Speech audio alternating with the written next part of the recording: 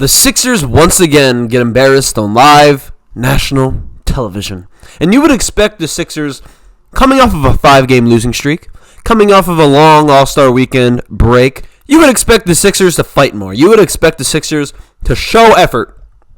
But once again, throughout this whole season, even having our big three, having Paul George, Embiid, and Tyrese Maxey, we still couldn't get the job done, and we're still not good enough. You look at the Celtics' top players, right? Jason Tatum. He didn't have a lot of points, but he had a triple-double. 15 points, 10 assists, 11 rebounds, and he played great defense. You look at Jaylen Brown. Jaylen Brown had 20 points, 6 assists, 6 rebounds in only 27 minutes. Porzingis, 17 points in 25 minutes. Derek White, 16 points, 10 rebounds in 26 minutes. Peyton Pritchard, the guy who basically won him this game, 28 points, 31 minutes. Al Horford, 11 points in 18 minutes. I don't understand why our main guys, Paul George, we have to force him to get 17 points, and we're supposed to cheer. We're supposed to be excited that Paul George dropped 17, when that's what he's supposed to be dropping almost every game. 17, we're supposed to be like, yes, Paul George is back. Okay. And Tyrese Maxey. I praised Tyrese Maxey this whole season. 16 points is not going to cut it, man. It's not. In the game before, I'm pretty sure he had even less. He had like 5 points. It was the last game until the All-Star break. So the last 2 games, Tyrese Maxey has been horrible. I don't know what it is. I mean, watching the game, in the first quarter, honestly, the Sixers looked great. Embiid was aggressive. Tyrese Maxey was semi-aggressive. Paul George was aggressive. And then for some reason, they just stopped trying. I don't know what it is. They stopped trying. The effort's not there.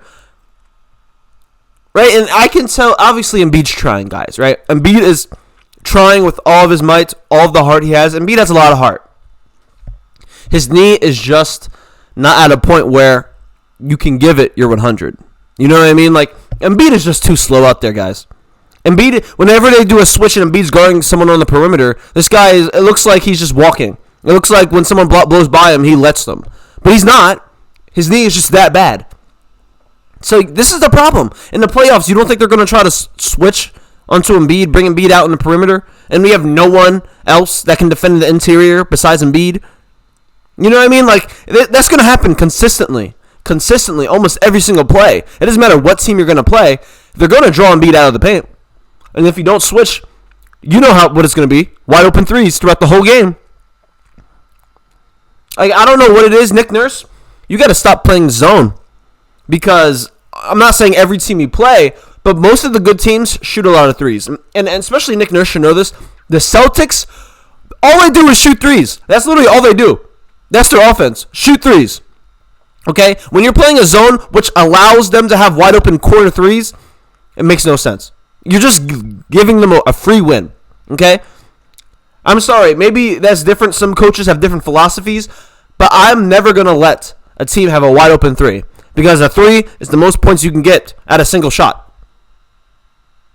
And if they're wide open, these guys are in the NBA, they're going to hit their threes. In the Celtics, their whole team can hit threes. Literally, their whole lineup can hit threes. It's actually crazy. We just left Peyton Pritchard wide open throughout the whole game, and he just torched us. So, I mean, there's nothing positive I can take out of this game. Only negative. So, even Gershon Yabusele has been struggling, and he has been Mr. Consistent throughout the season. The past couple of games, he's been really bad. Really bad. You know, so I don't know what it is. I don't know if he's hurt. He hasn't been starting, which he was when Embiid came back. Yeah, I don't know what it is. Yabusele just hasn't been as good. I really enjoy when Yabusele and Embiid are playing together. I think you should play them together because they have a connection. Nick Nurse, you got to fix these lineups. You keep changing these lineups. Kyle Lowry didn't play today, which should be the remainder of the season. Kyle Lowry should not play. Okay? Stop changing these lineups. Okay? Quentin Grimes, great player. I love Quentin Grimes. He's already probably the Sixers' best guard besides Maxey. And here's another problem. When you play the Celtics, Quentin Grimes should not lead your team in rebounds, right? Him and Andre Drummond both had 7 rebounds. That's a problem. That is a problem. When a guard has your most rebounds, That just shows you our bigs aren't trying. Actually, no, let me stop. Because Yabusele also had 8, actually. Yabusele had the most. All right? But still, man. Still, Quentin Grimes having 7 and Embiid having 3. That is very telling. Okay? That shows you Embiid, he can't give you rebounds. Like, in the first quarter, Embiid was aggressive. Embiid was getting offensive rebounds, putback layups.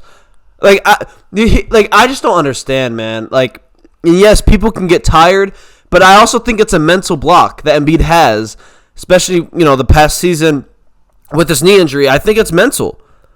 Like, he's on the court. You know what I mean? If you're on the court, you're available to play. And I expect you to play to your abilities. If you're hurt, you're hurt. Don't play. Get your surgery. And I'm going to keep saying this every single game, every single video. I'm going to keep saying this until he looks better.